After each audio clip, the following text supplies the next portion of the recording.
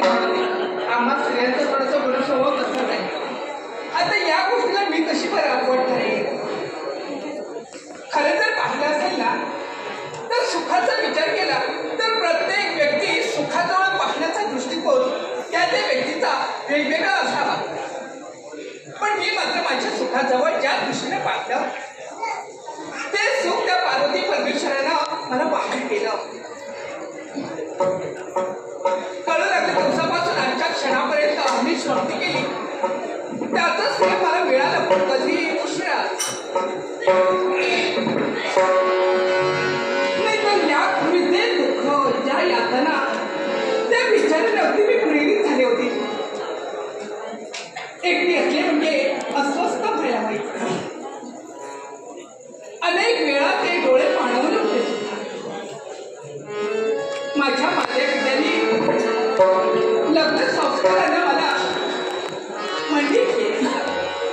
या दोन हातांनी दाबोटांनी प्रेमाने त्यांच्याकडे अर्पण केले. उंबरट्यावरचं माप ओलांडलं आणि या खऱ्या संसारात प्रवेश केला. मला संसार म्हणजे काहीच माहित नव्हतं. पण ज्या दिवशी लग्न होऊन या संसारात मी रममाण झाले तेव्हा सगळ्या गोष्टी आपोआप लक्षात येतात.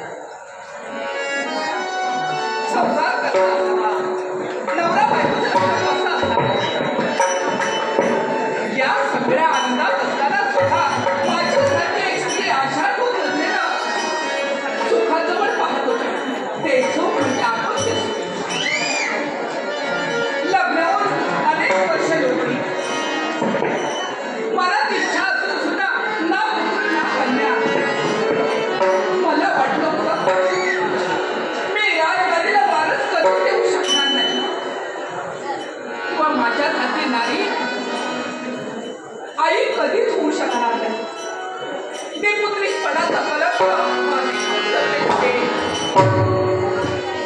तेव्हा मीच निर्णय घेतला. मला वाटतं माझ्याप्रमाणे पुढे असा निर्णय घेऊ शकणार नाही आणि ते धाडसही करू शकणार नाही. मला माहित होतं माझ्या मताशी हे सहमत होऊ शकणार नाही. पण तरी सुद्धा धाडस केलं आणि माझ्यासाठी नाही लाख गरजेसाठी लाखो जीवितांच्या सुखाचा विचार करून निर्णय घेतला. मी याला म्हणाले मी तर आई कधीच होऊ शकणार नाही. जसं की मी एकच केलं योग्य अयोग्य या कोणत्याही गोष्टीचा विचार न करता मी सहज म्हणाले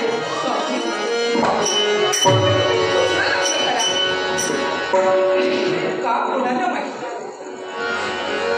लग्न होऊन ज्या स्त्रीची पावलं या संसारी आली तेव्हाच तिच्याच पाय होणारे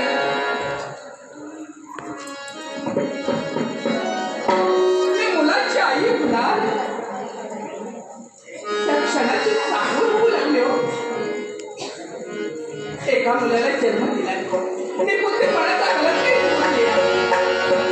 आणि तेव्हापासून आम्ही सौखी नव्हेसारख्या बहिणीप्रमाणे वागतो. आणखी परमेश्वर मला काय हवंय.